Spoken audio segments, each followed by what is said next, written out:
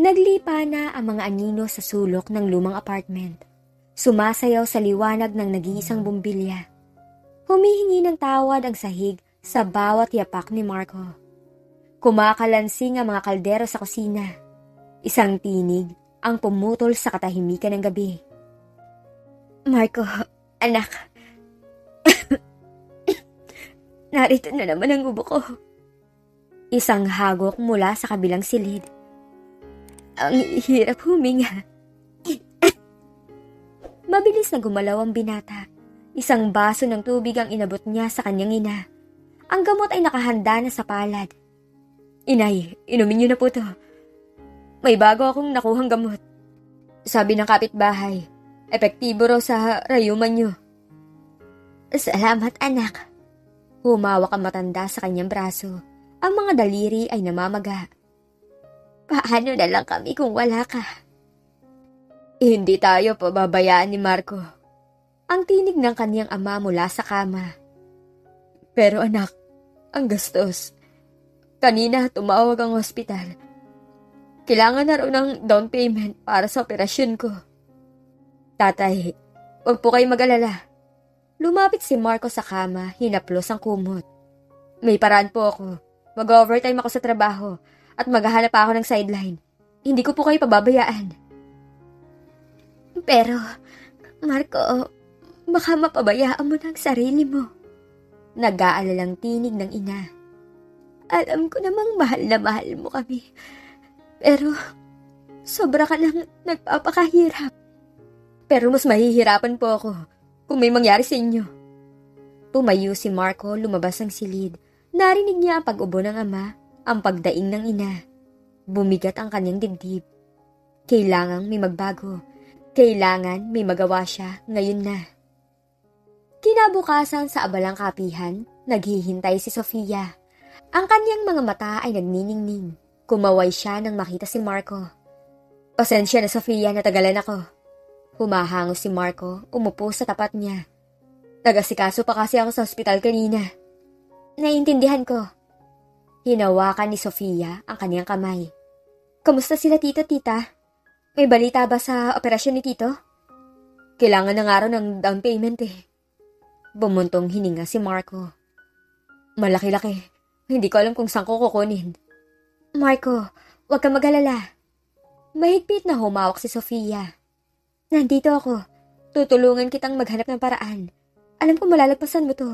Napakabuti mo. Salamat, Sofia. Ngumiti si Marco, isang ngiti na may bahid ng pagod. Hindi ko alam kung anong gagawin ko kung wala ka. Mahal na mahal kita. Mahal na mahal din kita, Marco. Yumuko si Sofia, ang kanyang pisngay na mula. Kaya mo yan. Malalampasan natin to, magkasama. Sa isang mamahaling restaurant, naghihintay si Elena, ang ina ni Sofia. Elegante ang kanyang suot. Ang kanyang tingin ay matalim, ngunit may kakaibang lambot nang makita si Marco na papalapit. Magandang gabi po, Tita Elena.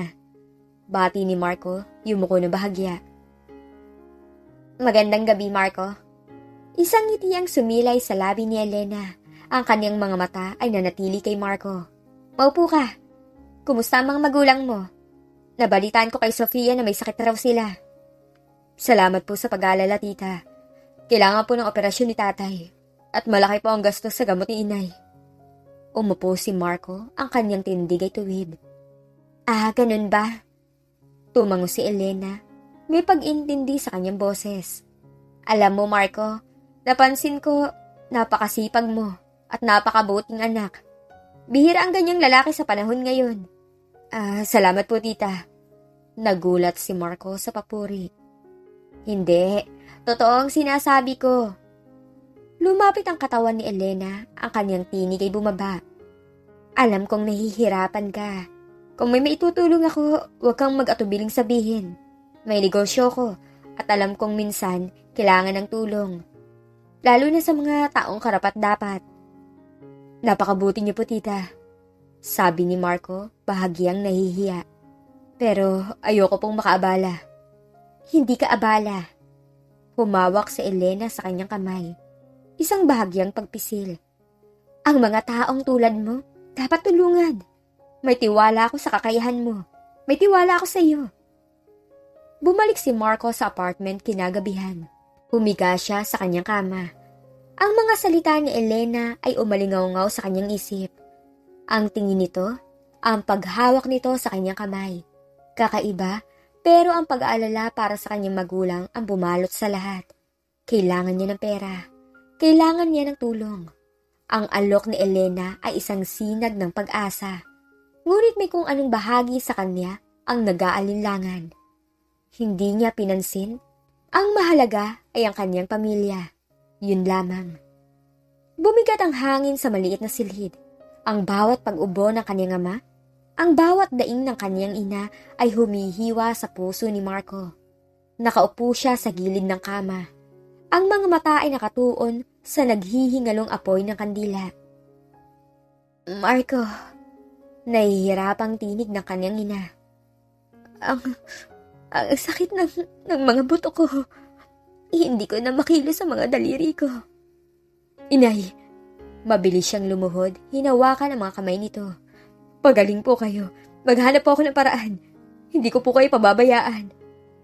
Pero anak, ang gamot na binili mo kahapon, ubos na naman. Suminghot ang ina. Ang mahal-mahal. Ang sabi ng doktor, kailangan na raw ang bagong injection. Mas mataas ang dosage.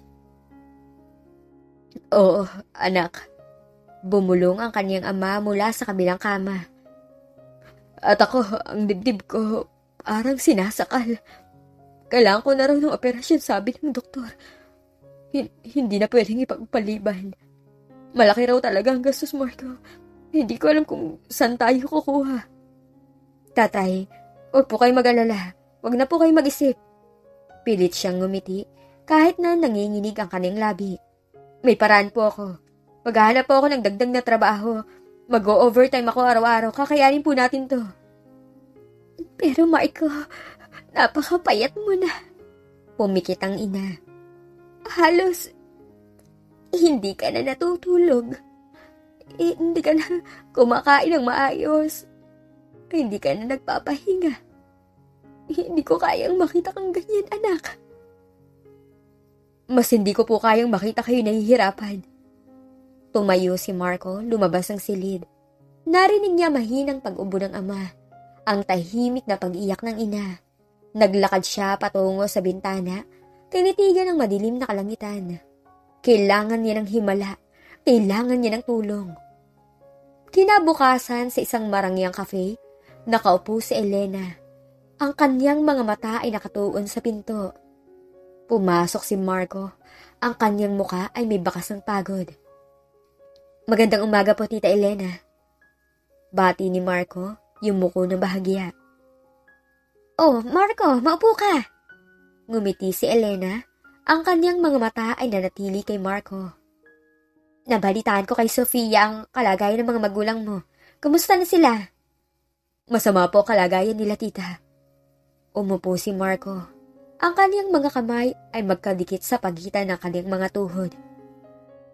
Kailangan po ng operasyon ni tatay sa puso. At si inay po, lalong lumalala ang rayuma. Nag-aalala po ako sa gastos.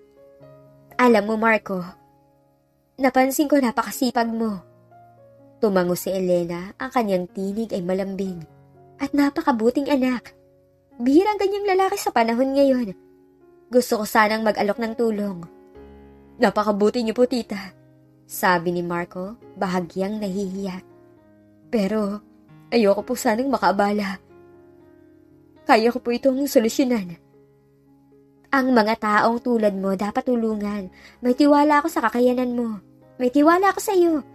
Gusto kong bigyan ka ng pagkakataon. Anong pagkakataon po, tita?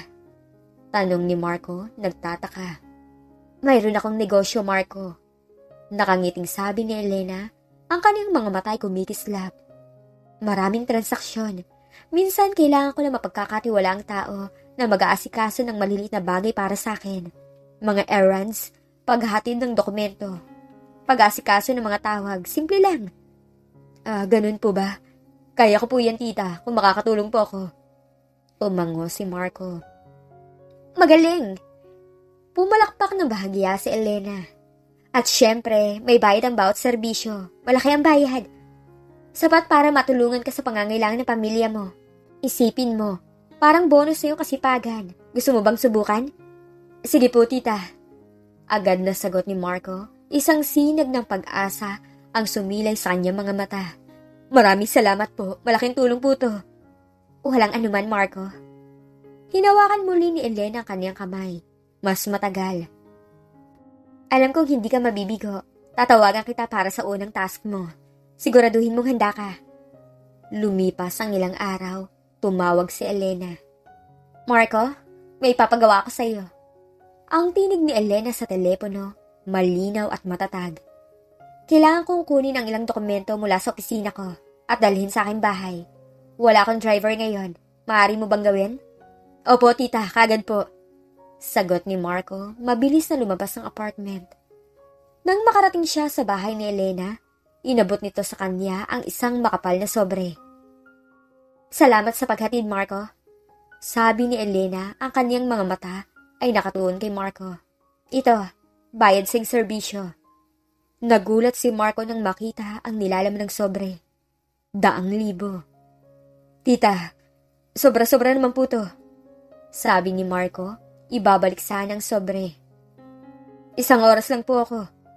Hindi, Marco. Mahigpit na humawak si Elena sa sobre. Hindi ito binitiwan. Yan ang bayad sa aking mga pinagkakatiwalaang tao. At para sa iyo may dagdag pa. Para sa kasipagan mo, tanggapin mo. Malaking tulong to sa mga magulang mo, hindi ba? Pero tita, hindi ko po kayang tanggapin ang ganito kalaking halaga para lang sa simpleng paghatid. Nag-aalangang sabi ni Marco. Marco, may tiwala ako sa iyo. Tumayo si Elena, lumapit sa kanya. At ang tiwala ko may katumbas. Hindi ito charity. Ito ay pagpapahalaga sa taong alam kong may potensyal at may busilak na puso. Gamitin mo to para sa pamilya mo. Huwag ka mag-alala. Marami pa ako ipapagawa sa iyo. Hindi na nakatanggi si Marco. Nagpasalamat siya. Ang kanyang isip ay gulong-gulo. Malaking tulong nga ito. Sobrang laking tulong. Lumipas ang mga linggo. Paulit-ulit ang senaryo. Tatawagan ni Elena si Marco para sa mga errands. Pagkuha ng kape, pagdala ng gamit sa dry cleaning, paghatid ng sulat, at sa bawat serbisyo, isang malaking halaga ng pera ang ibinibigay ni Elena. Ang mga magulang ni Marco ay unti-unting gumaling. Nakapag-down payment na sila sa hospital para sa operasyon ng ama. Nakabili na rin sila ng mga mamahaling gamot para sa ina. Ngunit sa bawat paggaling ng kanyang mga magulang, lalong bumigat ang loob ni Marco. Ang pera ay may kapalit. Ramdam niya. Isang gabi muling tumawag si Elena. Marco, maaari mo ba ako samahan sa isang business dinner? Ang tinig ni Elena, mas malambing kaysa dati. Kailangan ko na kasama eh. Hindi makakasama si Sofia ngayon. May importanteng project sa school. Sige po tita. Nag-aalangan si Marco. Pero, bakit po ako? Hindi naman po ako sanay sa mga business dinner. Huwag kang mag-alala. Tumawa si Elena. Isang malambing na tawa. Gusto ko lang nakasama. Kung ayaw mo, okay lang naman. Hindi po tita. Mabilis na sagot ni Marco. Sasama po ako. Kailan po? Mamaya. Sabi ni Elena. Susunduin kita. Magbihis ka na maayos. Alam kong hindi mo ako bibiguin. Nang gabing yon sa isang pribadong silid sa isang mamahaling hotel, nakaupo si Elena at Marco. Tanging sila lamang. Walang business partners, walang dinner. Tita, akala ko po may business dinner. Tanong ni Marco, lumingalinga sa paligid. Nagsinungaling ako, Marco. Mahinang sabi ni Elena, ang kanyang mga mata ay nakatuon kay Marco, puno ng kakaibang emosyon. Gusto ko lang na makasama ka. Kausapin ka nang walang istorbo. Bakit po, tita? Nag-aalala si Marco. Marco? Lumapit si Elena, hinawakan ang kanyang kamay. Alam kong nahihirapan ka. Nakikita ko ang pagod sa iyong mga mata. Ang pagmamahal mo sa iyong mga magulang, hinahangaan ko. Pero, alam ko rin na may kailangan ka. Malaking tulong. Mas malaki pa sa ibinibigay ko ngayon. Pero tita, sapat na pong binibigay niyo. Sabi ni Marco, pilit na kumakawala sa paghawak ni Elena. Hindi sapat, Marco. Mahigpit na humawak si Elena. Para sa operasyon ng ama mo, para sa tuloy-tuloy na gamot ng ina mo, at para sa sarili mo, hindi sapat. At may mas malaki akong alok. Kumunot ang no ni Marco. Anong alok po, tita? Marco? Huminga ng malalim si Elena, ang kanyang mga mata ay diretsyong nakatingin sa mga mata ni Marco. Kailangan ko maging tapat sa'yo. Gusto kita, Marco. Hindi lang bilang kasintahan ng anak ko. Gusto kita para sa sarili ko. Biglang nanlamig si Marco. Tita, ano pag sinasabi niyo? Huwag kang magkunwari na hindi mo napapansin ang aking pagtingin. Mahinang sabi ni Elena. Simula pa lang nang makilala kita, may kakaiba na akong nararamdaman. Ang kasipagan mo, ang kabutihan mo, ang iyong karisma. Hindi ko to may paliwanag pero gusto kita, Marco. Pero tita, si Sofia po. Mabilis na sabi ni Marco, ang kanyang puso ay kumalabog. Alam ko si Sofia. Tumango si Elena. At mahal na mahal mo siya. Naiintindihan ko pero Marco, ang sitwasyon ng iyong mga magulang. Kaya ba ni Sofia na tulungan ka sa ganong kalaking halaga? May negosyo ako, may haman ako. Kaya kong ibigay ang lahat ng kailangan mo para sa iyong mga magulang. Lahat-lahat. Anong kapalit po, tita? Halos pabulong na tanong ni Marco. Ang kanyang boses ay nanginginig. Ang kapalit? Lumapit pa si Elena, ang kanyang hininga ay mainit sa mukha ni Marco. Ay ang iyong sarili. Nais kong makasama ka. Sa lihim, walang makakaalam. Hindi mo kailangan na hiwalayan si Sofia. Hindi mo kailangan na magpakita sa publiko. Magtatagpo tayo sa mga lugar na ligtas. Bibigyan kita ng pera na kailangan mo. Gaano mang kalaki. Sapat para sa lahat ng pangangailangan ng iyong mga magulang. At para sa iyong kinabukasan. Sa kapalit, magiging akin ka. Lihim lang. Ano, Marco? Tatanggapin mo ba ang alok ko? Nanlaki ang mga mata ni Marco. Ang kanyang puso ay parang gustong lumabas sa kanyang dibdib. Ang alok ni Elena ay isang sumpa at isang pagpapala. Ang kanyang mga magulang, ang kanilang paggaling, ang kanilang buhay. Tita, hindi po to tama. Pilit na sabi ni Marco. May kasintahan po ako. Mahal na mahal ko po si Sofia. Alam ko, at hindi ko hinihingi na iwanan mo siya. Hiningi ko lang ang oras mo, ang iyong atensyon, ang sarili mo. Lihim lang to, isipin mo, Marco. Ang buhay ng mga magulang mo. Ang paggaling nila, hindi ba mas mahalaga yun? Kaysa sa konsensya mo? O sa pagmamahal na sa tingin mo ay nararamdaman mo kay Sofia? Pero tita, paano po kung malaman ni Sofia? Tanong ni Marco, ang kanyang boses ay halos hindi na marinig. Hindi niya malalaman. Pabulong na sabi ni Elena. Magiging may ingat tayo. Hindi natin hahayaan na may makatuklas. Ito ay sa pagitan lang nating dalawa. Isipin mo, Marco. Ang kanilang operasyon at gamot, ang kanilang paggaling, ang buhay nila. Natahimik si Marco, ang kanyang mga magulang. Ang kanyang ama na halos hindi na makahinga, ang kanyang ina na umiiyak sa sakit. Kung hindi niya tatanggapin, anong mangyayari? Papanoorin niya lang ba silang magdusa? Mamamatay? Tita, hindi ko po alam. Huminga ng malalim si Marco. Ang oras ay tumatakbo, Marco. Ang kalusugan ng mga magulang mo hindi naghihintay. Kung tatanggihan mo to, hahayaan mo lang ba silang magdusa? Handa ka bang gawin yun? Handa ka bang isakripisyo ang kanilang buhay para lang sa moral mo? Marahang sabi ni Elena. Ang mga salitang yun ay tumagos sa buto ni Marco. Ang moralidad, ang pagmamahal kay Sofia laban sa buhay ng kanyang mga magulang. Wala siyang pagpipilian. Tinatanggap ko po, tita. Mahinang sabi ni Marco. Ang kanyang mga mata ay puno ng pighati. Pero sa isang kondisyon. Kailangan po nating maging maingat. Walang makakaalam at kailangan po nating tiyakin na gagaling po ang mga magulang ko. Magaling, Marco. Walang makakaalam. At gagaling ang mga magulang mo, pangako. Simula ngayon, magiging akin ka. Sa lihim lamang. Isang ngiti na may bahid ng tagumpay. Mula noon nagsimula ang lihim na relasyon ni na Marco at Elena. Regular silang nagtatagpo sa mga pribadong lugar. Madalas ay sa mga hotel. Minsan naman ay sa mga liblib na villa na pag-aari ni Elena. Sa bawat pagtatagpo, nagbibigay si Elena ng malaking halaga ng pera kay Marco. Marco, narito ang kailangan mo para sa gamot ng iyong ina. Sabi ni Elena, iniaabot ang isang bag na puno ng pera. At ito, para sa check-up ng iyong ama. Huwag kang mag-alala sa gastos, ako nang bahala. Salamat po, tita. Sabi ni Marco. Ang kanyang mga mata ay nakatuon sa pera. Ang perang bumibili ng buhay ng kanyang mga magulang. Ang perang bumubulok sa kanyang kaluluwa. Walang anuman, Marco.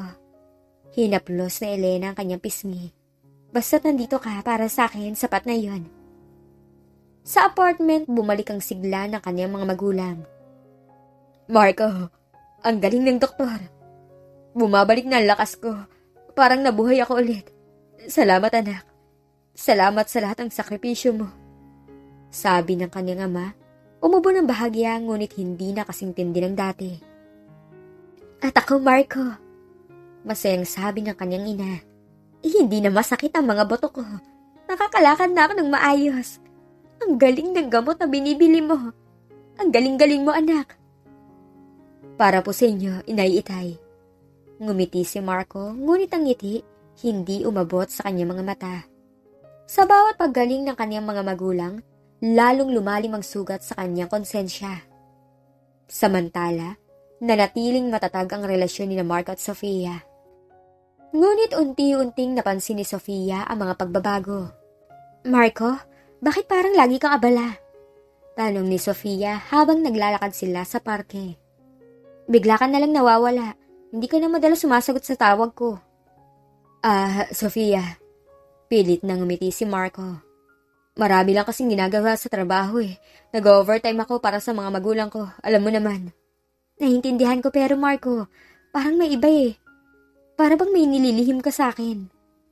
Tumango si Sofia, ngunit may bahid ang pagdududa sa kanyang tinig. Wala, Sofia. Wala akong nililihim sa'yo. Ikaw lang ang mahal ko, alam mo yan. Mabilis na sagot ni Marco. Ang kanyang boses ay bahagyang tumaas. Oo, alam ko. Pero Marco, nakikita ko rin ang pagbabago sa'yo. Parang malalim ang iniisip mo. At bakit parang laging may pera ka? Ang dami mong nagagastos para sa mga magulang mo. Hindi mo naman sinasabi kung saan mo kinukuha. Mahinang sabi ni Sofia, hinawakan ang kanyang kamay. Yun ba? Tumawa si Marco, isang pilit na tawa. Nakahiram ako sa kaibigan ko, malaki ang nakuha ko. Kaya huwag ka mag-alala. Sino? Tanong ni Sofia, ang kanyang mga mata ay matalim. Anong kaibigan? Bakit hindi mo sinasabi sa akin? Wala, Sofia. Huwag mo nang intindihin. Ang mahalaga, gumagaling na ang mga magulang ko at magkasama tayo. Umiling si Marco. Sa kabilang banda, napansin din ni Sofia ang kakaibang galaw ng kanyang ina. Ma? Bakit parang lagi kayong abala? Lagi kayong lumalabas? At parang ang dami niyong pera na ginagastos. May bagong negosyo po ba kayo? Tanong ni Sofia kay Elena habang naghahanda sila ng hapunan. Sofia, huwag mo nang intindihin ang mga bagay na hindi mo naiintindihan. May mga transaksyon lang ako na kailangan ko asikasuhin para sa negosyo. Sabi ni Elena, abala sa paghahanda ng hapunan. Pero ma, dati po hindi naman kayo ganyan. Parang may nililihim kayo eh. Parang may tinatago kayo sa akin. Sabi ni Sofia, kumunot ang noo. Wala akong tinatago, Sofia. Huwag kang mag-isip ng kung ano-ano. Bakit? May pinaghihinalaan ka ba? Matigas sa sabi ni Elena, ang kanyang boses ay bahagyang tumaas. Wala po, pero parang may kakaiba kasi. Sa inyo at kay Marco. Sagot ni Sofia, ngunit ang kanyang isip ay gumagana na. Anong ibig mong sabihin? Matalim na tingin ni Elena. Wala po. Umiling si Sofia, ngunit hindi na siya kumbinsido. Ang mga pagbabago sa ugali ni Marco, ang pagiging abala ng kanyang ina, ang biglaang pagiging maluwag ng kanyang ina sa pera, lahat ng ito ay nagsimulang magkabit-kabit sa kanyang isip. Isang araw, naglakad si Sofia patungo sa trabaho nang makita niya si Marco na sumakay sa isang mamahaling sasakyan. Hindi ito ang sasakyan ni Elena, ngunit ang driver mukhang pamilyar. Pagkatapos ng ilang sandali, nakita niya si Elena na lumabas sa isang gusali. Sumakay din sa parehong sasakyan. Magkasama sila? Bakit? Nagsimulang mag-imbestiga si Sofia sa sarili niyang paraan. Nagsimula niyang subaybayan ang galaw ng kanyang ina. Nagtanong-tanong siya sa mga kaibigan ni Marco. Unti-unti nakita niya ang pattern. Ang mga biglaang pagkawala ni Marco, ang mga paglalabas ni Elena sa mga kakaibang oras, ang mga lihim na pagtawag. Isang gabi habang naglalakad siya sa labas ng bahay, nakita niya ang sasakyan ni Elena na huminto sa kanto. Nakita niya si Marco na lumabas mula sa sasakyan. Mabilis siyang nagtago. Nakita niya ang pag-uusap ng dalawa. Ang paghawak ni Elena sa braso ni Marco, ang pagngiti ni Elena, ang kakaibang tingin sa mga mata ni Elena, at ang pag-iwas ng tingin ni Marco. Ang kanyang puso ay kumalabog. May mali. May malaking mali. Hindi na siya magpapapigil. Kailangan niyang malaman ang katotohanan. Ngayon na.